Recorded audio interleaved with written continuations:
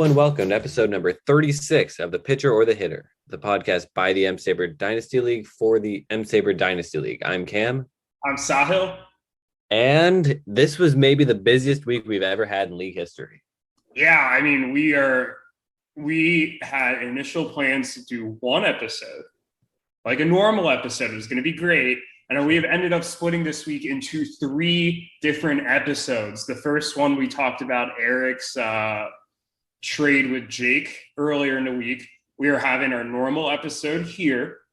And then later in the week, we are going to release our power rankings, which are supposed to be attached to this episode and give us a little longer episode. But given everything that has happened, we've chosen to split that up a bit. So you all have to wait just a little while longer for our mid-season power rankings.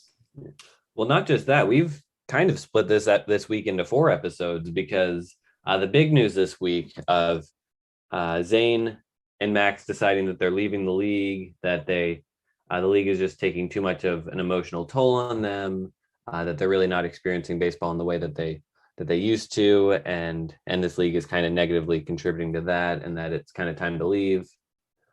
It's sad to see them go. It does make sense. We talked off air about how we're kind of feeling a little bit of the same thing, but that's going to be its own episode once Zane and Max are able to get on. They're not able to now, but we'll kind of have a little breakdown with them on what they're feeling and what their future involvement will be. Yeah, Max is currently in Europe, so we are going to wait a couple weeks so we could get both Zane and Max on. We're incredibly excited to let Max be on the podcast for the first time. I know Zane's been on a few times to talk about EBO, but it'll be nice to hear from Max as well. We'll obviously get into this more a couple weeks from now, but this is, there's no sugarcoating this. This is a huge loss for the league. You can't tell the story of the league, without EBO. Zane and Max are driving so much of what was going on the first year or two. They were the driving force behind the Dynasty Football League as well. Zane's been a very big participant in the basketball and the hockey leagues as well as the Gallardo Cup. We're very thankful that Zane is going to stay on the Dynasty Hockey squad. Evil is very happy to have him. And we are delighted that both Zane and Max will continue to participate in the Gallardo Cup, which was an idea that Zane actually came up with. It's a huge loss, but I'm excited to see who we have to replace them. There's a couple candidates that we have in mind, and we wish Zane and Max nothing but the best. It's been a pleasure competing against them the past 4 years, and they kind of timed the announcement in a way that kind of gives them a goodbye tour. So they played me this past week. They don't get to play me again in the regular season, but they do get to play every other team over the next 10 weeks. So everybody gets their last shot at EBO, barring kind of a late playoff run here.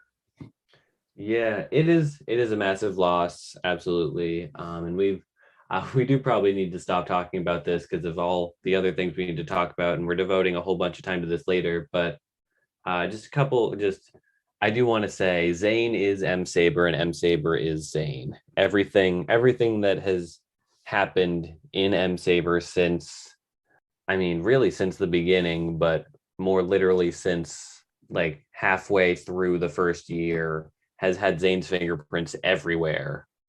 Nothing, I don't know where either of us would be if it weren't for Zane's massive level of involvement and devotion to M-SABR.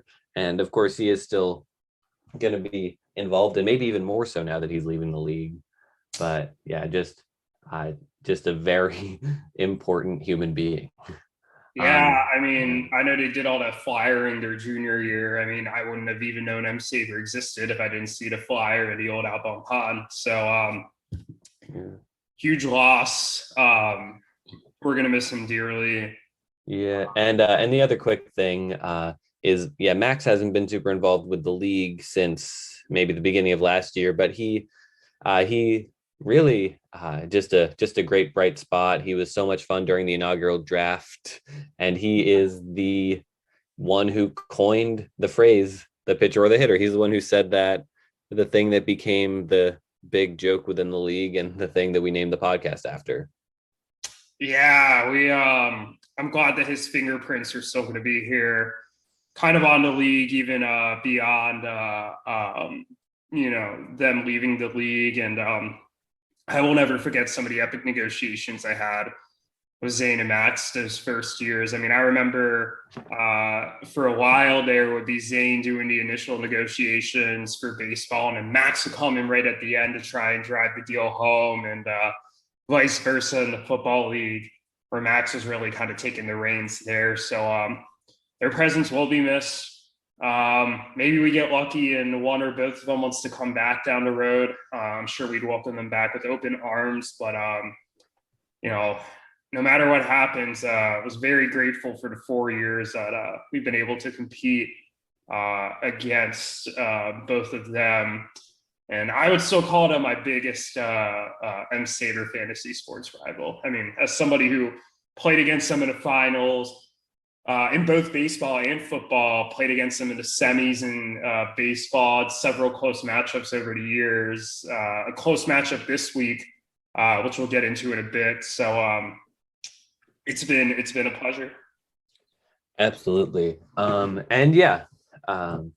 I said, we'll devote more time to this story at a later date once we're able to have them on. But speaking of things that have Zane's fingerprints all over them, Wander Franco, who was discovered initially by Zane in this league, he was the first one to add him, and he has now been called up to the majors. This yet another thing that would have warranted an emergency podcast had we had more time this week, but the Rays are calling him up. This is a huge deal. He's the best prospect in baseball. He's been moved several times. So many teams have owned him, and he's going to be on the Tampa Bay Rays. I'm not sure when, but Erik has called him up. It's happening. Well, we know when. He's coming up tomorrow. Oh, yeah. I didn't know that. Okay. Yeah, he'll be here. He'll be here tomorrow. What do you? Okay. So the podcast will have come out now, or I don't know what day. The podcast will be out by the time Wander plays. Wander should be in the lineup tomorrow. The Rays are now calling him up for him to sit on the bench his first game. I don't think that so. Is true. But yeah, huge for Erik. We've been talking for a while about how, Erik needs some more consistent pieces in his offense, and hopefully Wander is that guy for him.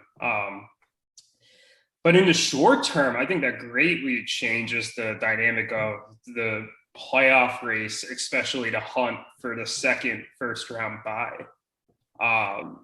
Because getting Wander, Wander could come up like Vlad did the first, year and a half and look like solid but not great, and then maybe break out year 3, for example. But he's an even better prospect than Vlad. He's done nothing but rake, and he might be able to have, say, the type of impact that Yordan Alvarez had when he first got called up. It was just raking, like, for the Astros, won the Rookie of the Year, and looked like a future, cornerstone piece for whoever owned him at the time. I'm forgetting now. I feel like he's been traded so many times too. I think it was you, maybe. No, I traded him before he got called up. I think I traded him to AJ and Max back then when they were in the team. So Andrew had him at that time. But this could really affect the playoff race in a massive way. And I don't think Erik's shortstops are exactly the most inspiring group of players. And that's where Wander is eligible at right now. And he almost certainly will gain eligibility at either second or third, or maybe both. The only shortstop eligible player on his roster right now, or 2 players, are Chris Taylor and Josh Rojas. So this is going to be interesting. I'm really excited to watch him debut, and I'm sure you are as well. I absolutely am, and I guess we'll see if he's more of a Tatis or if he's more of a Kelenic, who struggles initially and eventually gets sent down, but needs a little more time. And hopefully for Erik's sake, Wander just burst onto the scene like a lot of guys have been doing, and we've kind of been spoiled by that lately in the last couple of years. We really have. I mean, what Soto, Tatis, Acuna. It's a great group of young major leaguers right now. The list is just too long to name. Oh, way too long. But yeah, speaking of lots of great young talent, there was a lot of great young talent traded during the recent summer meetings. I know we did a dive into the Lance Lynn for Luke Voigt and Kyle Lewis deal that happened right before the summer meetings. So we're not going to get into that. Feel free to tune into our previous episode if you want to hear more about our thoughts about that. But there were 6 trades that went down during the summer meetings, and I think we're going to run through these in order. Yeah, let's do it. What was the first one that happened? Well, the first one was Bo with the Flow agreed to trade Kyle Gibson, Gregory Santos, and Anthony's 2022 third-round pick to Conor for DL Hall. Yeah, so I don't like this trade for Conor. I think Jake and Clayton got a great young starter in DL Hall. Hall hasn't reached the majors yet, but he's a solid prospect. Could be the number 2 behind Grayson Rodriguez in Baltimore for years to come. And Kyle Gibson has been great this year. Conor was trading to get a active major league starter, wants to boost that rotation, get some more quality starts and strikeouts. And Gibson's been good this year, but he doesn't have a track record of being an ace or anything. It feels like he's overpaying for a guy, and I feel like we've said that about Conor a lot. Yeah, I think that, there were other better rental starters out there that he could have gotten. Maybe he could have made a better play for like a Lance Lynn or, Greinke, guys with better track records. And I don't have a problem with him necessarily going out and getting Kyle Gibson. Like, Gibson's been fantastic this year. 2.09 ERA. His FIP's a little higher, but it's still 3.36. When you look at his past, if you look at 4 of his past 5 years, he has a 5.07, a 5.07, a 4.84, and a 5.35 ERA with a 3.62 ERA sandwich in between that. So he's just not been that good. So if you want to go out and get a rental starter, and you really want to compete, go get a guy who's actually somebody with a good track record is a legitimate starter. Don't trade for a guy who might just be having a little bit of a hot stretch. And if you do want to trade for a guy like that, I have no problems with that. Just don't give up a top 50 prospect for him. That being said, I do like DL Hall as an Orioles fan, but I also worry with his high walk rates, he might eventually just end up in the bullpen because his stuff's electric. But if he can't keep the walks down, he might just be more of a good multi-inning reliever, late inning guy, maybe not a starting pitcher. But if he can figure it all out, he's going to be an ace. So perhaps there's a little more risk on Jake and Clayton's side than it might think with someone like DL Hall, and he is also kind of dealing with an arm injury right now. Nothing like TJ, but any arm injury for a young pitcher is something to watch out for. So I do think Jake and Clayton win this deal, even despite kind of my concerns with Hall. Young pitchers are difficult. I for sure like Hall. And we haven't mentioned Gregory Santos yet. Conor acquired him also. Fangraphs has him ranked 105. But even the write-up on him is a little pessimistic, saying he's kind of got to refine his overall game. They're not sure he's going to stay healthy.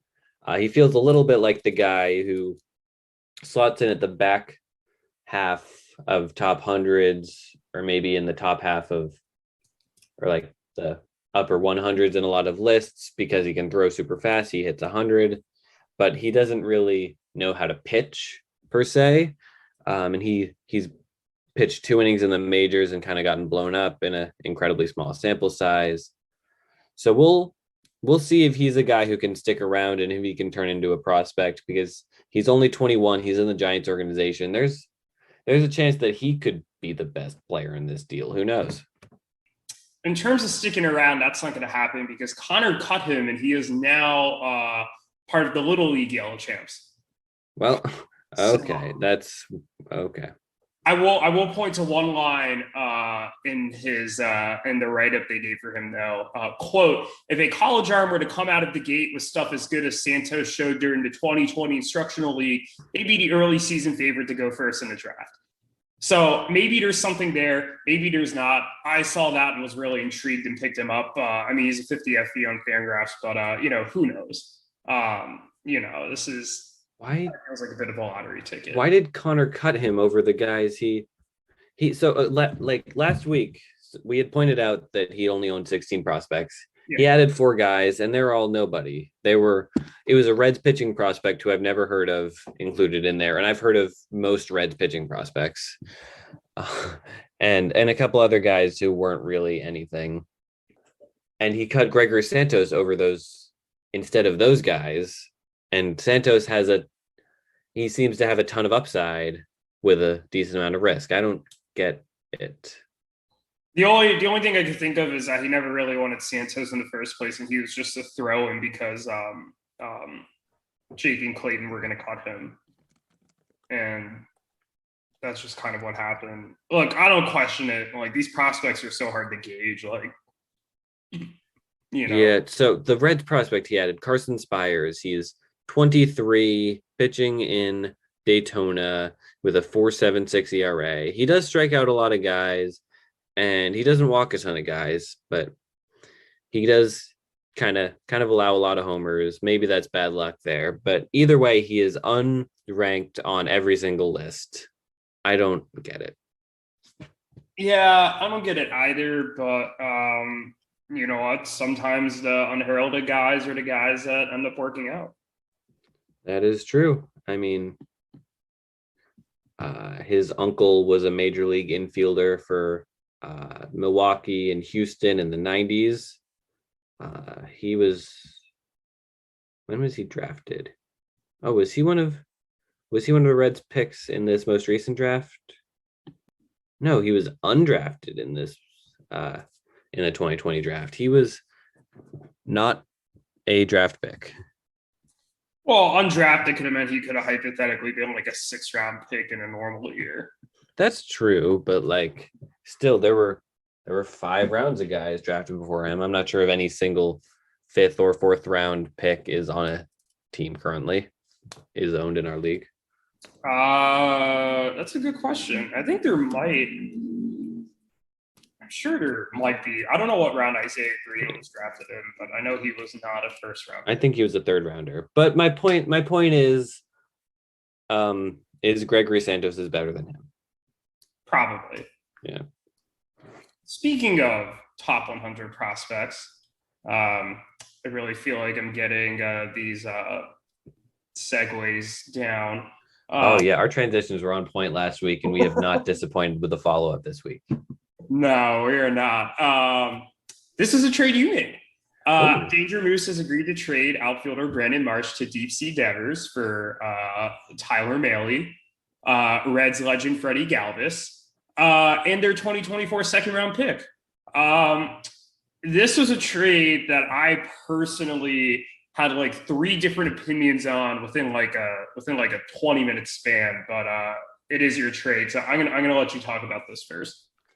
Yeah, so I have so much to say about this trade. First and foremost, I drafted Tyler Mahle in the 34th round in our inaugural draft. He was the pick right after Ryan Mountcastle. So that's kind of a fun fact. You took Mountcastle, then I took Mahle. I traded him away in the 3-team deal back in 2018, the first season. I've kind of sort of reached out to Ruthvik about him in the past, but we've never had a deal come together before. He had been pitching well before, and I was kind of looking to buy in on him before his stock shot up. And his stock shot up this year, for sure. He's been amazing this year. But I feel like due to the fact that he is on the Reds, not a ton of people have realized that he's been good.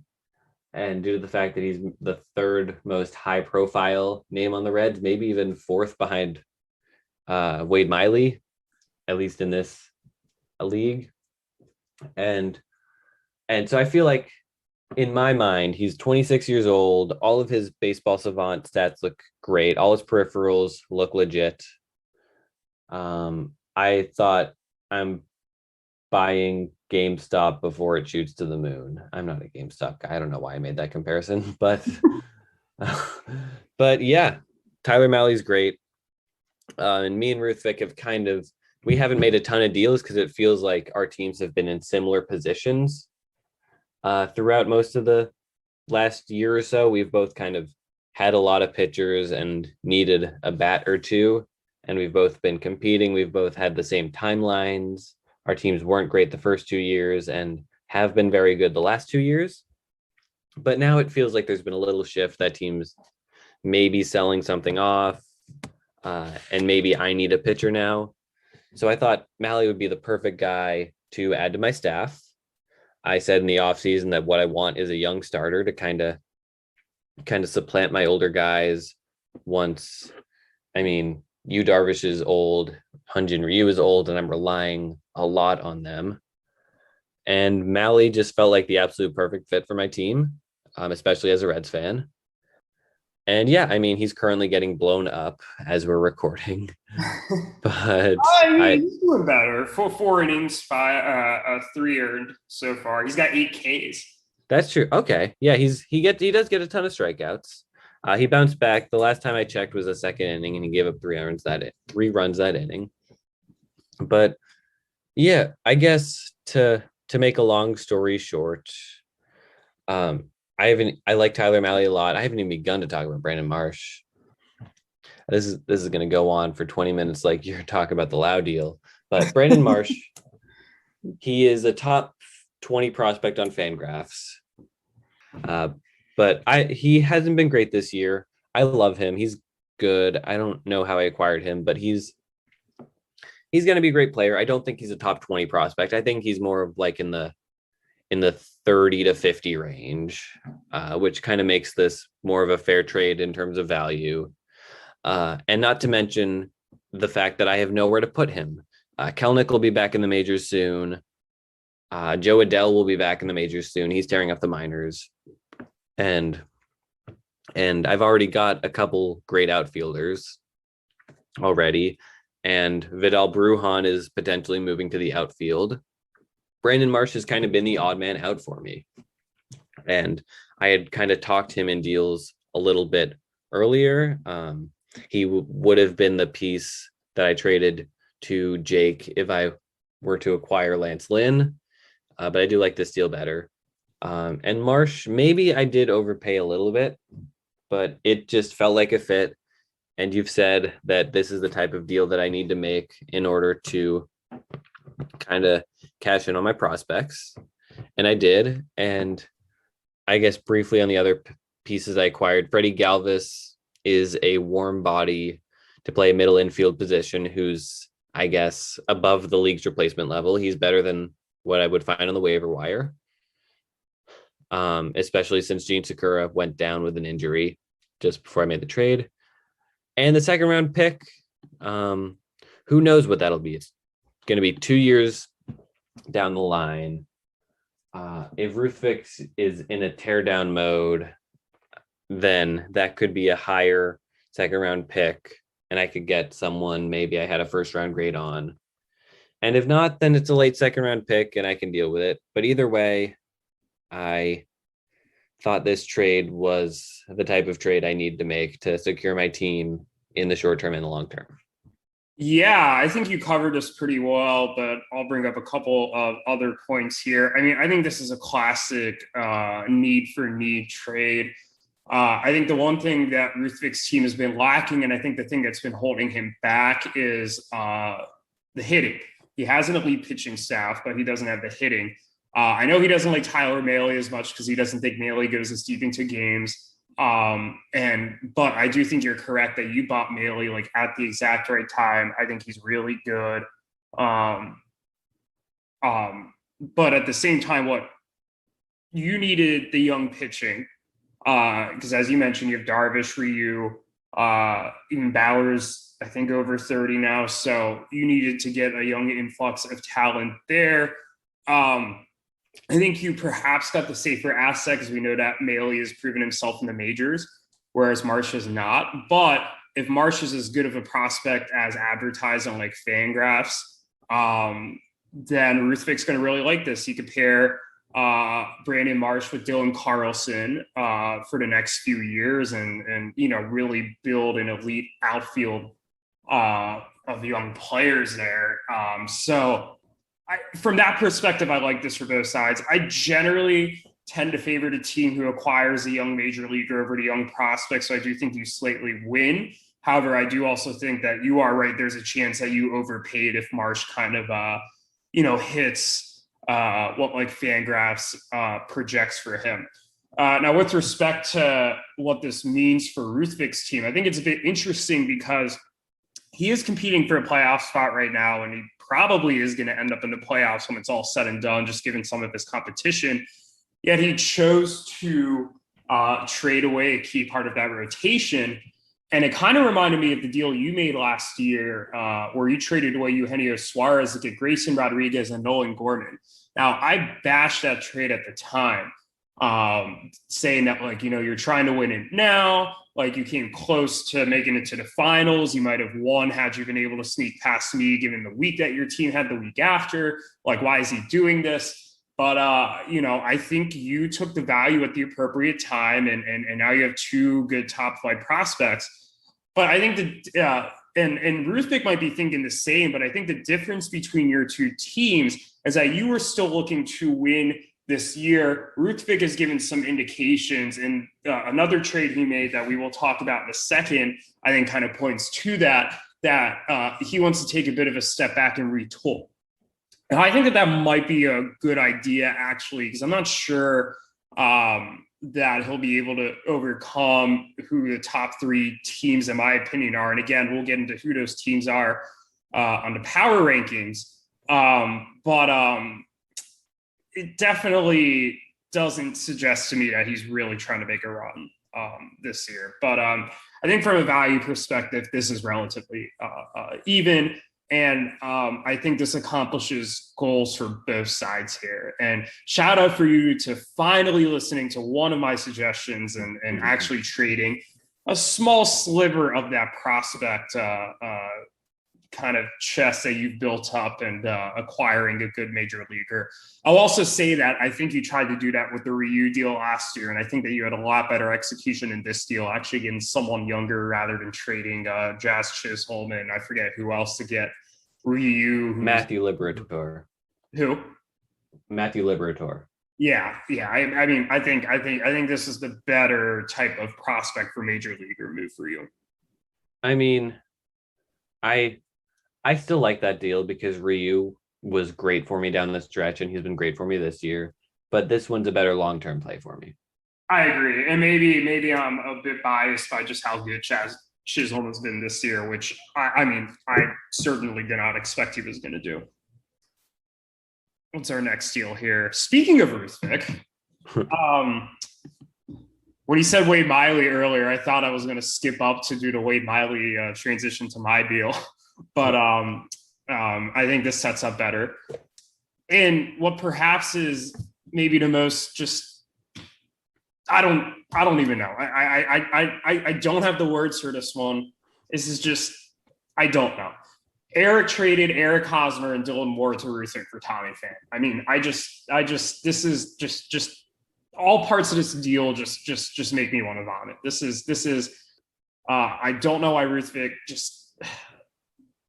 I feel like this trade was specifically created to piss you off. Yeah, exactly. I mean, you know what? I told you should take it away. I'm going to take it away. I don't care. Dylan Moore is not good at baseball. Okay, we're going to pull up Dylan Moore's stats here.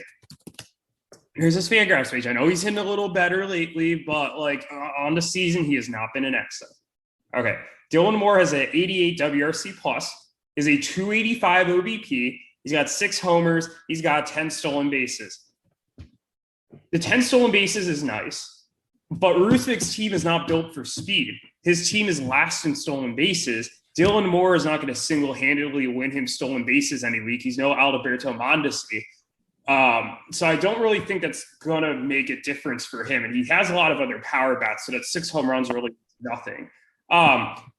What's going to hurt him, though, is a 285 OBP, which is going to hurt his other counting stats. I mean, he only has 18 runs in the season. It's really not that many. And I just don't think that the pros that he gets with stolen bases, especially when he's not going to win the category most weeks, outweighs his drop in OBP.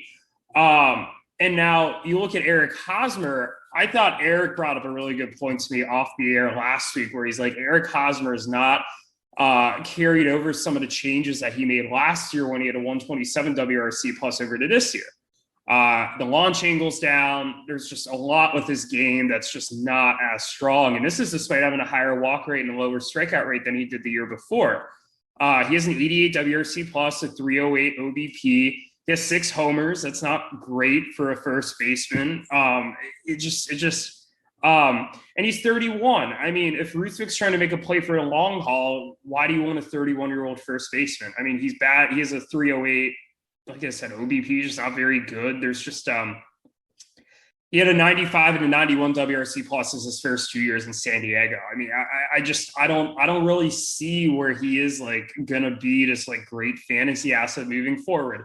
Now, Tommy Pham, a bit older. I'm not that huge of a fan of his long term, and he really struggled to start out the season. But Tommy Pham has been on a tear recently. And he is now up to a 123 WRC plus, 380 OBP. He's got 11 steals and 6 homers. So he's basically Dylan Moore with an OBP that's 100 points higher. And I thought Ruthvik could have gotten a lot more for him and a lot of younger players for just how well he's doing. Especially for some of these teams who need offensive help. And are competing now. I'm sure they would have given up a lot more than 2 struggling players that, I just don't think have a ton of upside. So I am baffled from Ruthvik's perspective. I mean, I've talked to him about it, and he seems to be higher in both Hosmer and Moore. He thinks they're going to turn it around. Kudos to him. I mean, if it turns out to be right, but I, even beyond my arguably irrational hate, but let's be honest, probably rational hate for Hosmer and Moore. I just think this is just an objectively bad deal for him. And I think that Erik dumped 2 players that he really wanted to get rid of and basically acquired a better version of Dylan Moore and Tommy Pham. So that is my spiel. I just do not get this trade. Yeah, I feel the same way about it, even though I can't possibly feel as strongly as you do about this trade. But yeah, I get what you mean. I don't like I like Tommy Pham a lot. I think last year was kind of a unlucky year for him, and he's picking up right where he left off in 2019, back when he was with the Rays. And yeah, Moore and Hosmer are just kind of eh. And I think Ruthvik, if he wanted to complement the Mahle deal, he should have acquired a prospect instead of Dylan Moore, even if he's super high on Hosmer, which I guess his team used to own Hosmer until pretty recently. Kyle drafted him and Erik inherited him. And he just should have done better. I agree, and it didn't seem like Erik was that high on Hosmer. I mean, I was talking to him, and he kind of wanted to dump him. He could have gotten Hosmer for a whole lot less than what he gave up. Well, Erik's got a ton of decent prospects. He should have made a push for one of those guys instead of Hosmer. Yep, no, 100%.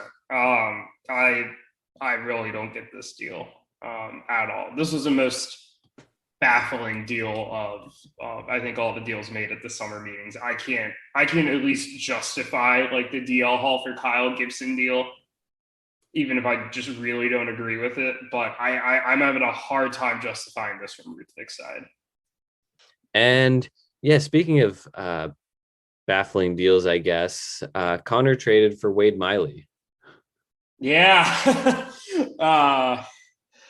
Yeah, so I traded Wade Miley and Jared Kelly, White Sox starting pitcher prospect, to Conor for Conor's 2023 first round pick. But there's a condition: if Kelly suffers a season ending arm injury, he's dealing with a minor arm injury right now, but they're building him back up to pitch. He's throwing now. He's going to be fine. But if he has a season ending arm injury before the end of the 2021 minor league season, I have to send the 2023 first round pick back to Conor, and he'll send me his 2024 second round pick. I guess I'll speak on this first. It was my deal. I picked up Wade Miley like the week prior. Wade Miley's been pitching surprisingly well this year, but he's kind of like I was about to say Josh Gibson, Kyle Gibson, in the sense that he's probably just overperforming a bit. Maybe Wade Miley is a bit more of a track record. I mean, he was really good with Houston the year before he came to Cincinnati. He reinvented himself with Milwaukee. I'm going to pretend that Wade Miley never pitched for Baltimore. That didn't happen. It's scratched from the record books, gone. And I know Conor really likes Jared Kelly, and there's a lot of sites that like Jared Kelly. They think that he low-key might be better than Garrett Crochet. And if Conor believes that he's competing in 2023, which I think he's correct about, that pick's going to be low end around. So maybe, I mean, I think it could be justified from a value perspective to some degree. That being said, you know, I'm kind of in a position where I know what seed I'm going to be in the playoffs. I'm not really worried about making the playoffs. Knock on wood. Wait, that's plastic. That's wood.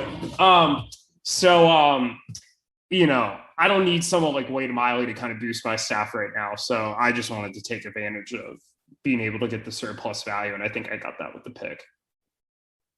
Yeah. So I guess as the resident Reds fan, I'll speak on Wade Miley. He's been great. He threw that no-hitter. And outside of his one start following the no-hitter where he was at Coors Field and got blown up, he has been absolutely amazing. But that being said, he was on waivers a week ago. Maybe he does deserve to be on a team. But the fact is there doesn't seem to be that much prevailing optimism around him. Maybe that's because he's on the Reds, but there's not a ton of interest in him. And he's like, how old is he? 34, I think. He's 34. Okay, that's a year younger than I would have thought. But he's still old. He hasn't had a ton of track record of being great. And I certainly don't think he's worth that first round pick, which who knows where it's going to be, really. It could be 10th, it could be 3rd. And Jared Kelly, he's a fine prospect. I mean, he was taken 36th in our draft, which is the very last pick. Everyone passed on him. And I do like him better than a lot of the guys who were taken in the 3rd round. But the fact is he doesn't seem to have a ton of value in the league. And he was a high school pitcher. So that's as risky as it can get. He's already injured himself. He's only pitched 8 innings and he's walked 9 batters, 10 batters. I can't do that math in my head. It's okay. But he's a project, and I guess the condition kind of balances out a little bit, but I do not think that Conor made a great move here. Yeah, I mean, you know, he's a White Sox prospect, and that's 100% the reason I drafted him. I actually traded for that 36 overall pick at the last second and drafted him. One, because he looked kind of interesting on the rankings, and 2, I was like, well, worst case scenario, I'll flip him to Conor. And that happened. So, damn. But speaking of Conor, he had 1 more deal, or no, 2 more deals, but we skipped over this one. So let's address this one first. Conor made a blockbuster with Andrew, not quite as big as the blockbuster they made in the winter meetings, but still a big one. Conor traded Josh Jung, Jesus Sanchez, Roberto Osuna, Ruthvik and Nick's 2022 first round pick, and Anthony's 2022 3rd round pick to Andrew for Marcus Stroman, Randall Grichuk, Hansel Robles, Andrew Chafin, and it's 2023 second round pick. Why don't we start with you this time, Cam? Yeah, so I guess first and foremost, the most surprising thing was that a team would trade for Roberto Osuna. But I guess Andrew would be the team that could stash him. And I guess morals go out the window a little bit if you're not actually physically giving the player a contract. You're just owning him in fantasy.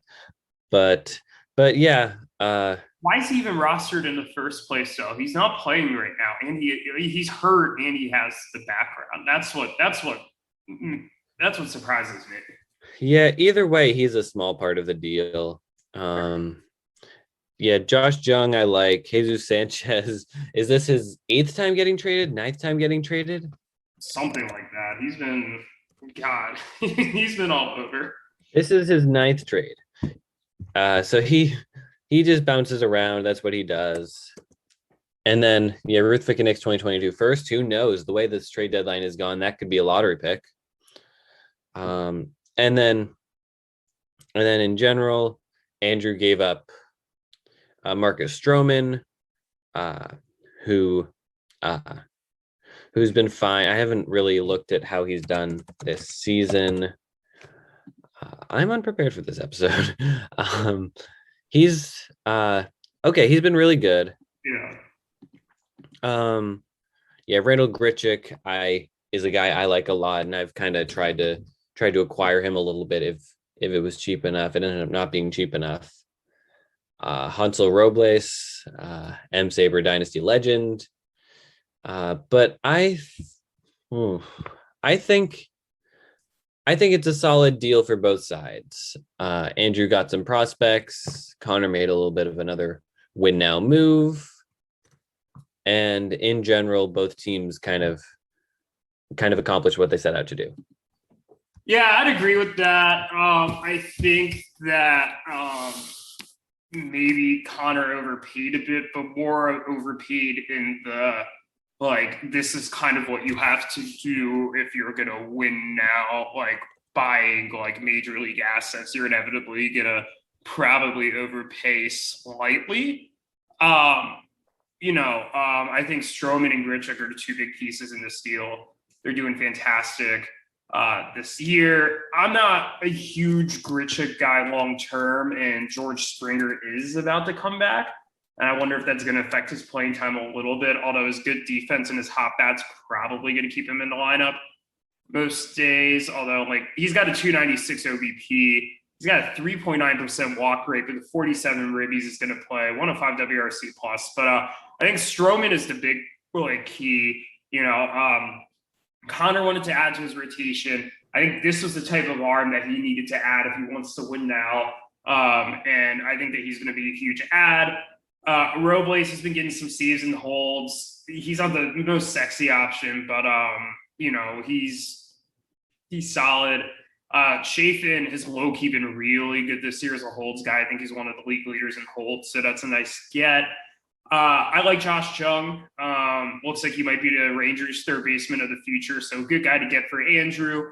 Jesus Sanchez is just being called up now. I mean, I don't really know what I think about him long-term, but not a bad gamble. And like you said, that first-round pick, maybe it's a lottery pick, but even if it's not, I think that Andrew should still be able to get a quality player with that pick. It seems like a classic win-win deal. I think, looking at this more, maybe Conor didn't really overpay like I initially said. I think this is a bit more kind of a fair deal. I like this for both sides. This might be my favorite deal of Conor's that he made. Yeah, I think it's my favorite deal of Conor's, and I don't know who I would say won this deal. Maybe maybe if you pressed me, I would say that Conor won, but it all depends. I mean, Jesus Sanchez has really struggled since he's reached the majors. He's dropped out of a lot of top hundreds lists. So I guess I would say that Conor won, but I guess we don't have to pick a winner. There's no rule that says we have to say someone won. There was a time where I traded Jesus Sanchez or traded Matt Chapman to get Jesus Sanchez, and what I believe I might have given up more than just Matt Chapman. I gave up Matt Chapman and Trevor Williams to get Jesus Sanchez. That happened, and I have to live with that. Thankfully, I have Chapman back now, but I have to live with that. Wait a minute. Conor has traded for Jesus Sanchez 4 times, and he's traded Jesus Sanchez away 4 times. Jesus Christ, that has to be a record of some sort. So he acquired him from EBO at first. Then he traded Jesus Sanchez to you. Then he acquired Jesus Sanchez again in the 3-team deal. Then he traded him to me for, ouch. He traded Matt Chapman, Marvin Gonzalez, Tuki Toussaint, and Jesus Sanchez to me for Chase Anderson and Derek Dietrich, Blake Rutherford, Mick Rodolfo. That's a bad deal, Conor. Then he acquired Jesus Sanchez again from me in the Tatis deal. Then he traded Jesus Sanchez to Team Cohen for Luis Robert, who's started. That was part of the Bellinger deal. Then Andrew traded for him. Then he acquired Jesus Sanchez from Andrew in the Mondesi deal. Then he just traded him to Andrew again. So there have been 9 Jesus Sanchez deals. Conor has been involved in 8 of them. That's nuts. Good for Jesus Sanchez for finding a way to stay relevant. And good for Conor for just not being able to quit on Jesus Sanchez. Yeah, we've talked a lot about, Jesus Sanchez is the guy who gets traded around a lot, but it's mostly Conor. Evidently, yeah. I had no idea. I mean, I kind of thought it was the same kind of group of teams, maybe like 4 or 5 or 6, but I didn't think it was like mostly driven by Conor. Yeah, it's not like Cabrian Hayes is just kind of bouncing around. He's bouncing back and forth. Oh Lordy. Oh man.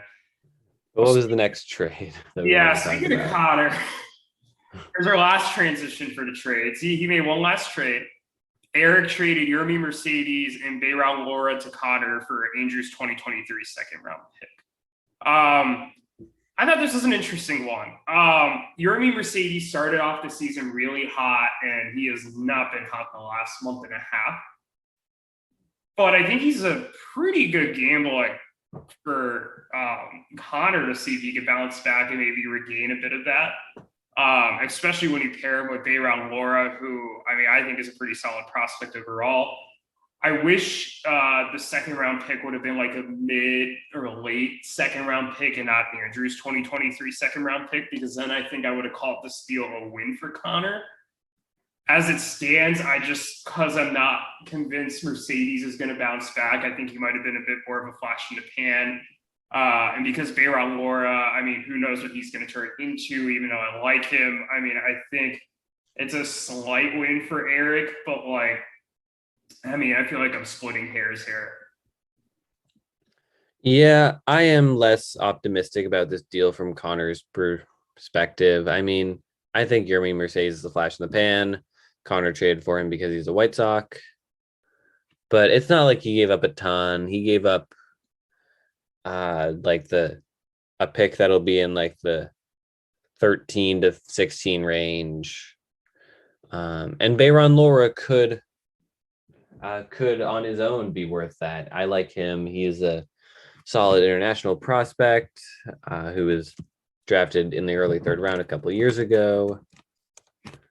Has he debuted in the minors yet? He doesn't appear to have, but he's got a lot of upside and he's only 18. So that could be a good return for Conor.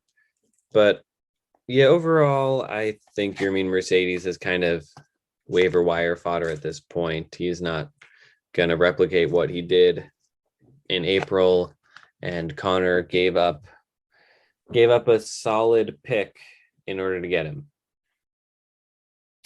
Yeah, no, I think you're dead on. We'll see what happens. Maybe Mercedes, bounces back and makes both of us look like fools, but I don't think either of us seem particularly confident about him. Anything else on these trades before we get into the matchups? No, yeah, that's all the trades. And was that all the news we had before the matchups? It's there's so much. I was camping with my girlfriend for the weekend. It was amazing. I did not have signal. So there's a lot that I missed. Is there anything else? I don't think you missed anything else big. Even some wild endings to these matchups, and I think that's definitely where we should turn our attention to now. None of the biggest, the most categories that anybody won this week was 7.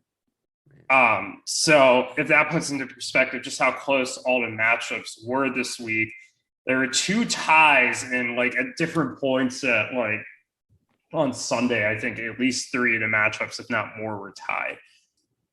The first one I wanted to get into, I mean, there are a lot of good candidates for the first matchup to get into, but I wanted to talk about my matchup with EBO just because of how wild kind of the changes in the win probability were. So first off, to Zane, if this was indeed our last Dynasty Baseball matchup, I mean, we went out pretty much the same way that all of our Dynasty Baseball matchups were, and that was incredibly close, down to the wire, down to the last day.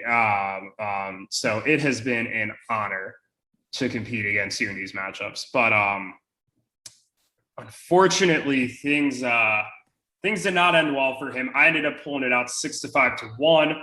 The one thing you did miss was so I was up 10 to 2 going into Saturday, and the other 5 matchups were like in between like 6-5 and 1 or tied. And I put out in the chat 5 of the 6 matchups are 6-5 and 1 or tied. And Zane made the astute observation that our matchup was not. By the end of the day, it was 6-5 to 1, thanks to Zane's team on Saturday having 7 homers, 21 RBIs, which I has got to be a record for a single day in this league. A 472 OBP, 13 runs, 3 stolen bases. My team, on the other hand, had a 368 OBP, but only 2 homers and 7 ribbies. I had the same number as ribbies as he did homers, and had a 21.21 ERA. Conor Menes. Have you ever heard of Conor Menes before? I almost picked him up a couple days ago. Conor Menes was the reason I almost lost this matchup, but thankfully did not, because he blew up my ERA and WHIP. He gave up.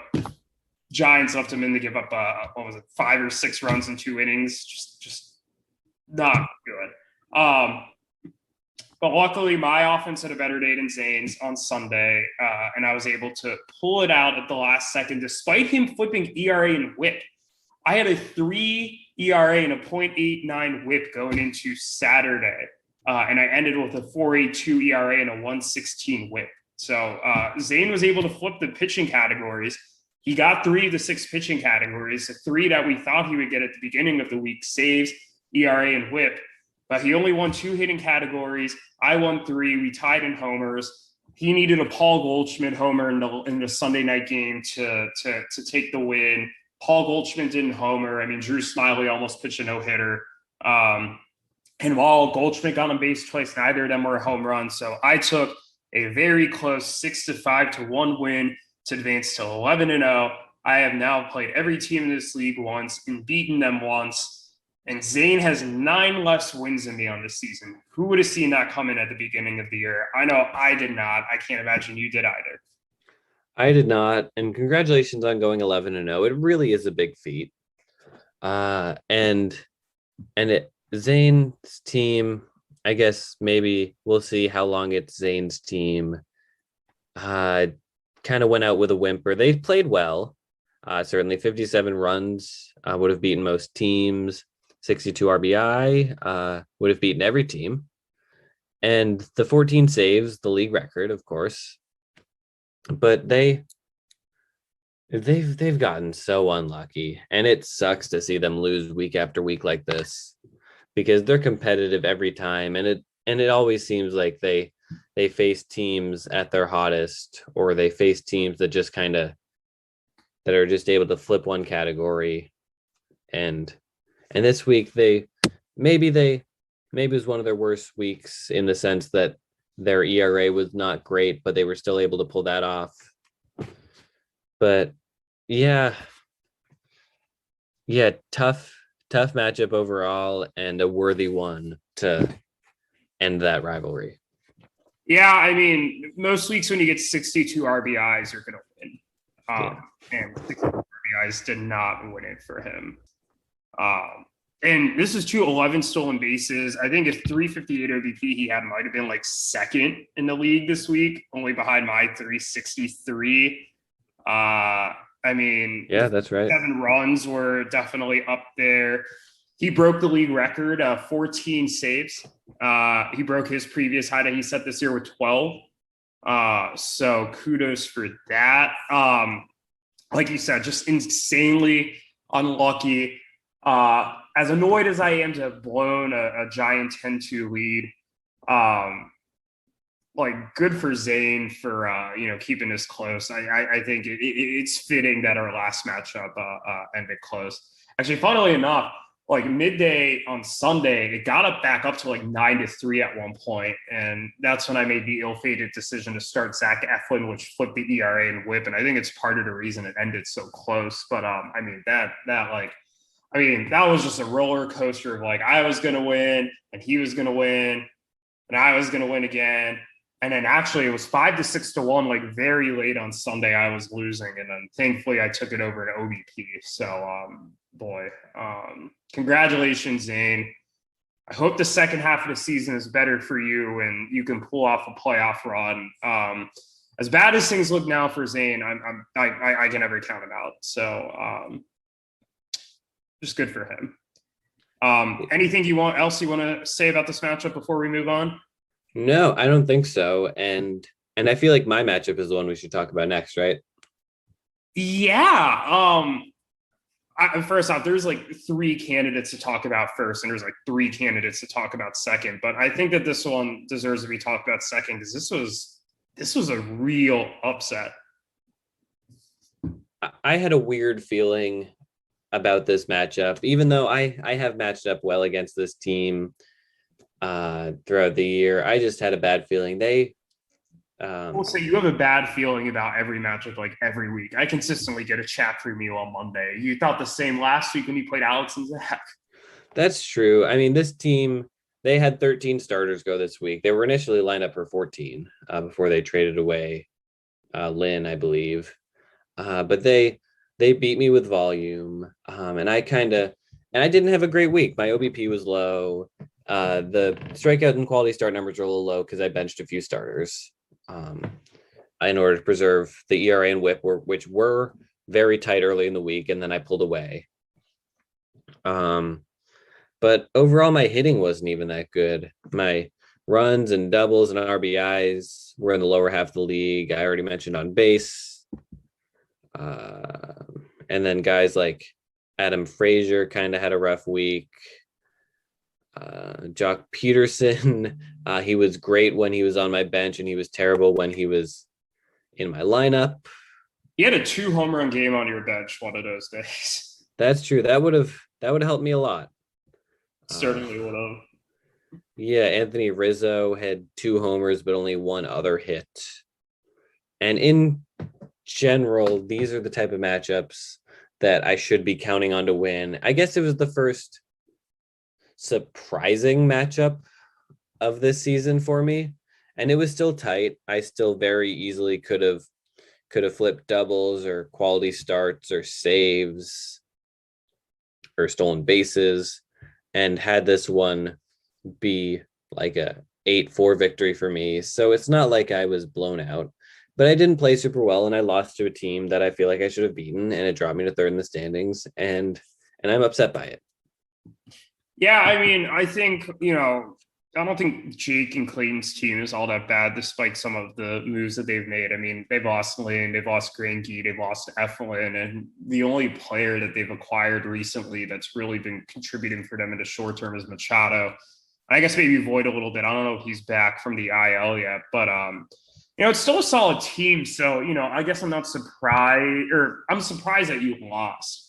But, even despite kind of this roster purge that they took right now, they're still a quality opponent. And you did play it close. I don't think this really affects what I think about your team. I know that you're in a very tight race for the other first round bye, and this certainly hurts. But every team, I feel like, kind of has like a game or two a year where they probably should win, but they lose. And you're kind of like, how the hell did this happen? And it's just kind of bad luck. I'm not really worried about your team. I mean, I think this is a blip. I think it was impressive for Jake and Clayton and keep them alive a little longer in the playoff hunt. I mean, just remember, they were 2-6-1 like 2 weeks ago, and they almost lost last week to who did they play? I think it was EBO. Mm-hmm. Had they lost that matchup at 2-7-1, I mean, I think we were ready to write them off. I think we said that on last week's episode. So maybe they're going to crawl their way back into this. I mean, they have a tough test against me this week. We'll get into that later when we do our picks. But hey, if they can pull off an upset against me, they almost beat me week one. Suddenly they're in business. They're 6-5-1, or 5-6-1 on the season, and maybe they can make something happen. Yeah, that's true. And I mean, after this week, they'll have gotten through pretty much the hard part of their schedule. We're playing into divisions again. So he gets to play the weak part of the division, and then Anthony. So Anthony's the only hard part, although it will flip back around and he will get to play your division again, but he won't have to play you a second time, which is huge. That's true. There's a lot to be cautiously optimistic about, I guess, if you're Jake. And this win was absolutely massive for that team. Yeah, they needed that. It would have been a lot harder, if not close to impossible, to dig out at 3-7-1, considering some of the teams ahead of them. So good for them for pulling off a W, a tough luck loss for you, but I think you are going to rebound nicely, hopefully this week for your sake. Let's hope so. Yeah, so the next matchup I wanted to talk about was Erik and Anthony. So fun fact, there were two matchups this week where one team won all of the hitting categories, and this was one of them. And there was one matchup where one team won all the pitching categories, and this was almost the second one. Erik swept the hitting categories this week. He had a fantastic offensive week, which Anthony came nowhere close to matching at any point. But Anthony dominated the pitching categories for the most part, with the exceptions of strikeouts. They tied in strikeouts. Had Anthony gotten one more strikeout yesterday from Gregory Soto when he pitched, Soto only struck out 2 of the 3 batters he faced. Or if Alex Reyes had come in the second game of the Cardinals-Braves doubleheader, which he did not, the Cardinals lost 1-0. And gotten a strikeout, then Anthony would have pulled off a tie. But as it stood, Anthony came 1 strikeout away from pulling off the tie. And because of that, Erik gets a narrow 6-5-1 win. I think this is the second time this year Erik has had something like a very minor gap that has just given him a win instead of a loss or a tie. So he advances to 7-3-1. Anthony has now dropped 3 straight matchups. Are you worried about him at all? I am. The hitting was bad this week. I mean, the OBP is usually low, but normally that's balanced out by some good power numbers. But he only had 9 homers and 33 RBIs this week. That was bad. And I feel like he kind of caught Erik on a bad pitching week. Erik's ERA was 4.62. The WHIP was 1.203. And Anthony was able to have mediocre to bad numbers in those categories and pull off the win. 4 holds is fine. And I guess the 81 strikeouts is a good number, but in general, not the best pitching week for him. Erik just kind of struggled. Only 3 quality starts for him and 2 holds. So I am worried about Anthony's team, even though he is playing a difficult part of his schedule. And even though he has played the best teams in the league close, he hasn't looked super impressive. doing it lately. He does. Hopefully, for him, he beats the Fighting Bellies this week, because otherwise he'll be in trouble and maybe kind of in the fight for the playoff spot as opposed to a fight for a top 4 seed. Yeah, to your point, he did lose to good teams, but at some point he needs to beat these teams to really prove that he's capable of winning matchups. He is one of 6 teams, currently slotted to make the playoffs. Against those teams, he is 1-4 on the season, and his one win was against the Ruthvik team that was in the middle of med school finals and maybe was not as active and kind of having the lineup set. So definitely some close losses in there. But, playing you and then Conor and Erik in 3 consecutive weeks is not usually a recipe for success. So kind of a tough part of his schedule. The next 4 weeks are really easy. He doesn't play a playoff team again until he plays me starting July 26th. So that's over a month from now. Although the schedule gets really hard to end the season. As you can tell from who we just played the past 3 weeks, the schedule repeats. So we'll see. It's going to be interesting what happens with him. Let's switch to Erik here. How do you feel about Erik's team right now? Do you think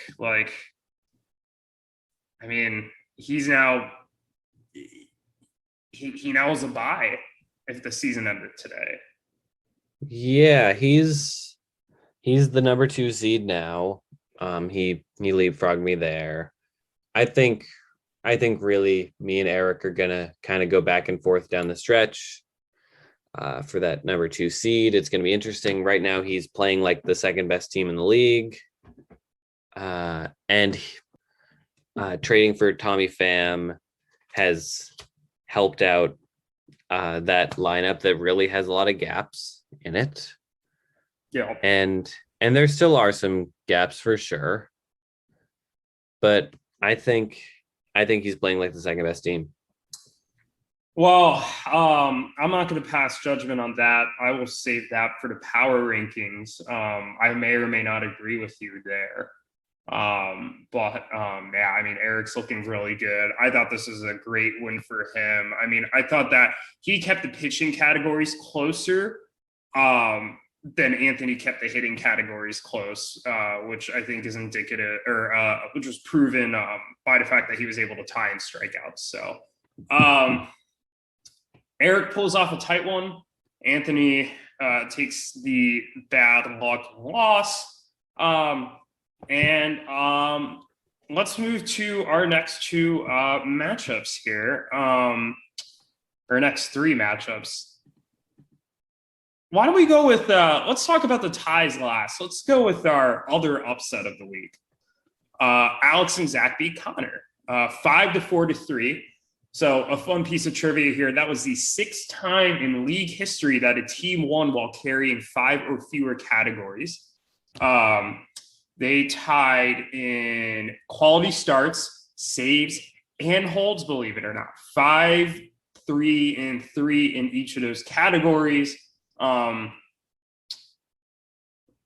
What are your thoughts here, Cam? Yeah, so the chicken tendies have kind of turned it on a little bit after mildly starting to sell a few weeks ago. They beat Conor. It's always fun to see a 5-4-3 matchup. And Conor's winning the pitching rate categories most weeks, but really not hitting super well. I think, honestly, if a team could benefit from doing an EBO-like strategy, it would be Conor's team. Get a couple of hitters, get rid of a couple of starters, and just win ERA and WHIP most weeks. And had they flipped a hold or flipped saves, this matchup could have been a lot different. And they really could use an extra bat. And overall, it's just kind of weird before the season to think that this would have had playoff stakes, but it really did. And And unfortunately, Conor couldn't pull it off. Yeah, especially with you losing this week, I think this would have been a big way for him to kind of gain into standings. And unfortunately, he was unable to take advantage. I think that you kind of hit the nail on the head with maybe how he did stats wise. I feel like he's been a little inconsistent on a week by week basis on what categories he's winning, how well he's doing. So, despite the fact that he's been racking up some wins, I think this week was indicative of kind of how inconsistent his team can be at times, or even at times part of his team kind of doing well and part of his team not doing so well. One thing I will say, which I find really interesting, is if you look at this, so Alex and Zach are now 3-7-1.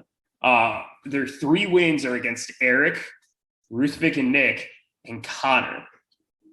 So they are 3-3 against playoff teams and 0-4-1 against non-playoff teams.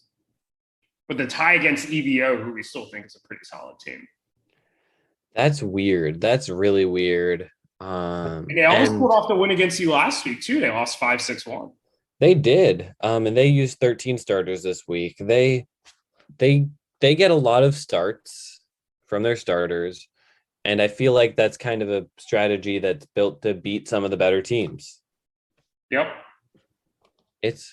They've had a weird season for sure. They're not a playoff team by any stretch, but if they made the playoffs, they could theoretically go on a deep run. Theoretically could. I think the offense needs to be a bit better, but they definitely have the pitching.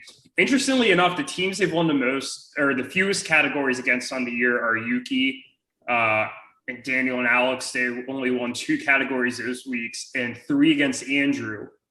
And then against some of these other teams, I mean, they've been doing a lot of winning. Against your division, the team they won the fewest categories against was Andrew with 3. Every other matchup, they won at least 5. Wow. Yeah. That's funny. They're, I mean, I don't have a good comparison for that, but they just kind of a topsy-turvy season for them. Actually, since the start of May, which spans 7 matchups, they've only won fewer than 5 categories once. And they were playing some quality teams: Clayton and Jake, Erik, Ruthvik and Nick, Andrew, EBO, you, and Conor. So maybe they're not as bad as the record indicates. Who knows? Maybe not. And they're turning it on. They could use like a Machado type player to buoy that lineup. Yeah, gee, I wonder where Machado is right now. I wonder. Anything else we want to talk about here? Or we want to jump to the next matchup. Let's jump to the next one. Was there one you had in mind? Well, there is one surprising tie, and that was Ruthvik and Nick tying with Daniel and Alex. And I'm going to say this with the caveat that Ruthvik thought he had properly set his lineup on Tuesday. For whatever reason, it didn't save. Because of that, he didn't get Tyler Mahle in his lineup. This is before he traded him to Cam. Tyler Mahle pitched fantastic that day, would have given him the lead or would have given him a tie in quality starts, would have given him the lead and strikeouts. Ruthvik would have won 7-4-1. And this probably would have been the last matchup we talked about and not really given much thought to. But instead, Ruthvik has a tough luck tie. I actually think his team played pretty well this week. On the hitting side, he had 10 starts, but only 2 quality starts. So maybe he deserved a tie this week. Although 2.74 ERA and a 1.11 WHIP, so maybe the guys just weren't going deep into games. But as someone who maybe isn't quite in contention for the other first round bye, although he's kind of hanging around the periphery there, but somebody who is hanging around for that 6th seed, even despite some of the trades that he made this week. This was kind of a bummer for him to lose. He falls to 5-4-2 when he could have very easily been 6-4-1. Yeah, it really does hurt to not win these matchups. This was one. The Fighting Bellies have been playing like one of the worst teams in the league. The Devers started out super hot, but have gone cold. And they kind of had a similar week to me, where the pitching rate stats were good, but the pitching counting stats were bad, and a lot of the hitting counting stats weren't great either. And it was just really uninspiring. A win here would have made them 6-4-1, which would have tied them with Anthony, but instead they do not get the victory, and just hard luck with that start not going through. Yeah, tough luck for them. I think Ruthvik's going to bounce back. I think this team, just talent-wise, is too good not to, even despite some of the losses in these trades. I don't know if we're going to be viewing them quite as the contender they were last year. They were very hot down the stretch with the hitting, which they aren't really this year. But who knows? Things could change, and I don't think the bellies are particularly relevant at 2-7-2 now. Mm-hmm. I agree. Yeah. Want to get into our last matchup? Yeah, and this matchup was another tie, and it was a tie in the famed rivalry between Yuki and Andrew. Yeah, dare I say the league's best rivalry. I mean, with my rivalry with EBO kind of possibly ending here, something has to fill the power gap, and maybe it's Yuki versus Andrew. They tied. Funny enough, at the beginning of the week, Yuki was up 10-1, and I was giving Andrew a lot of crap for that. And then we were like, well, watch it like flip. And Andrew was waiting for a little while there. And then they eventually kind of settled into a tie. Andrew won all the hitting categories, and Yuki won all the pitching categories. Will Smith had a Andrew had a 1.40 whip going into the last game, and Yuki had a 1.37. Will Smith came in and pitched a clean inning, but his whip only dropped to 1.38. He came very close to handing to Will Smith the win, but not quite enough. Any thoughts here? I don't really have much on either of these teams, to be honest. Yeah, I mean, just an excellent job by Andrew to make that comeback. Maybe could have won. The whip was really the only category that ended up close in the end. So he definitely kind of had at least a tie locked down with how well he played. He would have been amazing for him to get the win. That would have put him at 5-6, and just kind of a half a game closer to the back of the playoffs. He's still the first team out of the playoffs. Either way, it was his first tie of the season, which means just looking at the standings page, you and Conor are the only teams remaining that don't have a tie yet. Interesting. I feel like this has been a very heavy tie year, more so than usual. It has. That's partly because EBO has tied 4 times, but even in general, the Bellies have tied twice. I've tied twice. Ruthvik's tied twice. So there's just a lot of ties to go around. Absolutely. And yeah, I mean, kudos to Andrew for being the first team out. I think we all realize he's probably not a serious competitor for a playoff spot this year. And I think he's smartly still rebuilding, despite the fact that he's been able to win so many weeks. But who knows? Maybe he pulls out a surprise and snags a 6th seed. I think we're all rooting for that to happen. I think it would be fun. I think we all are. And yeah, are we ready to kind of preview next week? Yeah, let's get into that. When we did this week 1, the matchup we previewed was Erik versus EBO. I was 4-1-1 picking in week 1 with the same slate of games. And you were 3-1-2 picking that slate of games. Is Erik versus EBO going to be the matchup to watch this week, or do you think there's another one? I think there might be another one. I think there's another one, and I think it's my matchup against Conor.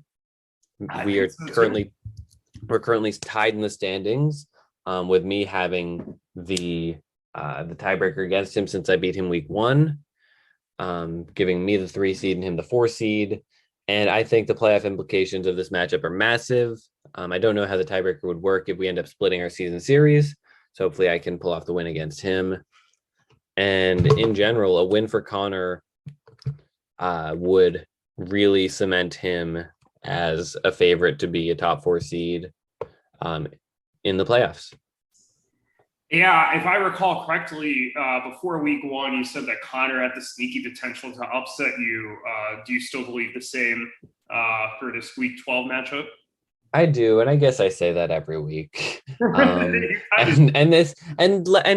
last week it came true. But Yeah. I do think Conor has the sneak potential to upset me. Absolutely. He's gonna probably beat me in the pitching rate stats, which means I've got to be on my point. I've got to be on point in getting a high quantity of starters in. And I need my hitters to be better than they were last week. And Conor's really, if I have a down week, Conor can absolutely pounce on it. Absolutely. I think you hit the nail on the head there. I don't really have much more to say. So before I add up last week's picks and go into our pick'em standings, I want to read off who won the week 1 matchups. And we'll see how many of those actually come true this time around. I beat Clayton and Jake in a nail biter 6-5-1. Yuki beat Alex and Zach 9-2-1. Anthony beat Daniel and Alex 8-3-1. You beat Conor the last time around 8-4. EBO and Erik tied 6-6. And Ruthvik and Nick beat Andrew 7-2-3. So I'll be curious to see how many of those matchups stay the same this time around and how many of them are different. And now to turn to who we picked last week. I correctly predicted myself to win. I incorrectly picked Conor to win. I incorrectly picked you to win. I picked Andrew to win when he tied. I incorrectly picked Ruthvik and Nick to win and correctly picked Erik to win. Oh man, not a good week for me. Andrew tying only counts as a tie, correct? That's correct, yeah.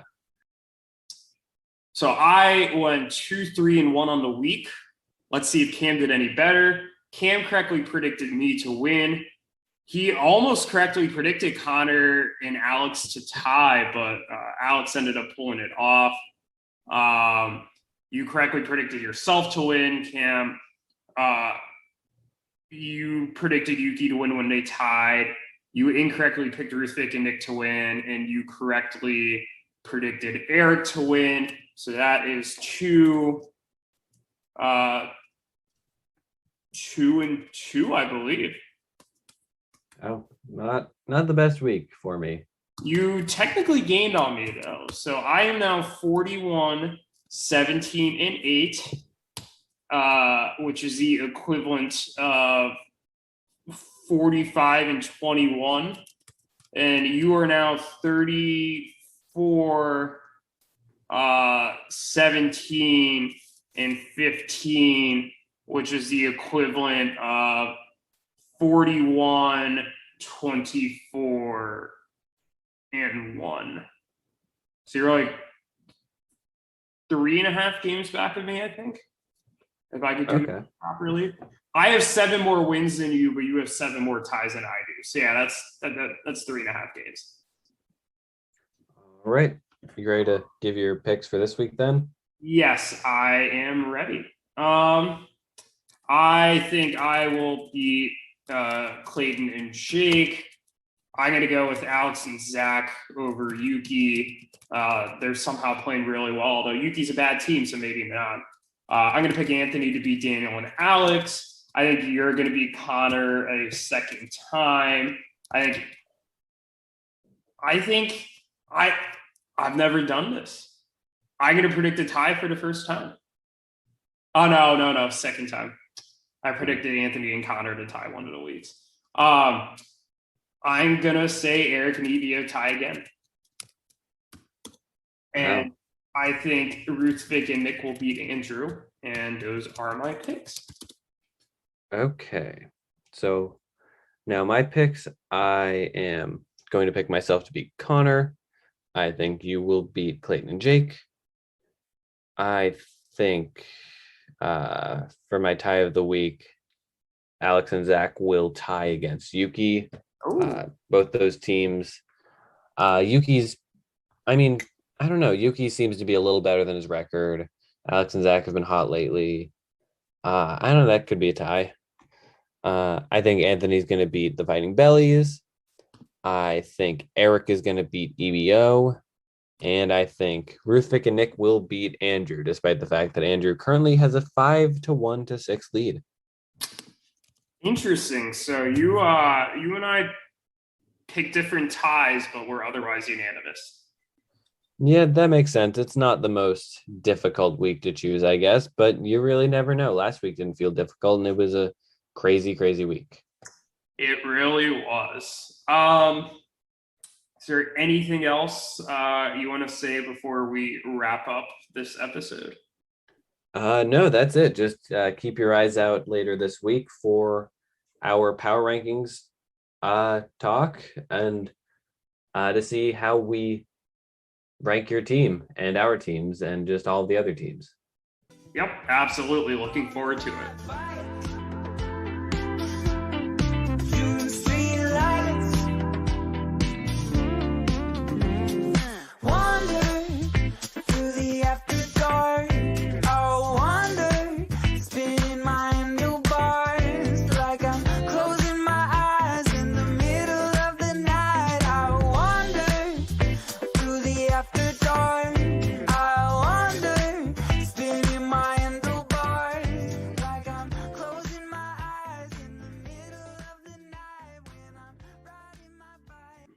Hello and welcome to episode number 36 of The Pitcher or the Hitter. Nope, I don't like the way I said that.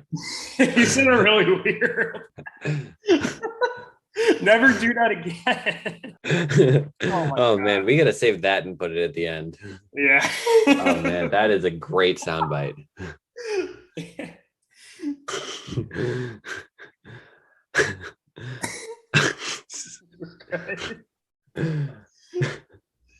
It's the worst thing you've ever done on this podcast. Oh my god. Fucking god. Hello and welcome to episode number 36 of The Pitcher. Wait, I forget how I say it now. What the fuck? You want to write it down? I know what the words are. I just forget how I say it. You want to listen to it on another episode one more time? Oh my god! I hope. Okay, wait. I think I've got it. Okay, good. Yeah, I think so. I'm gonna try something, and if it's right, we'll keep rolling. If it's wrong, let me know. Okay.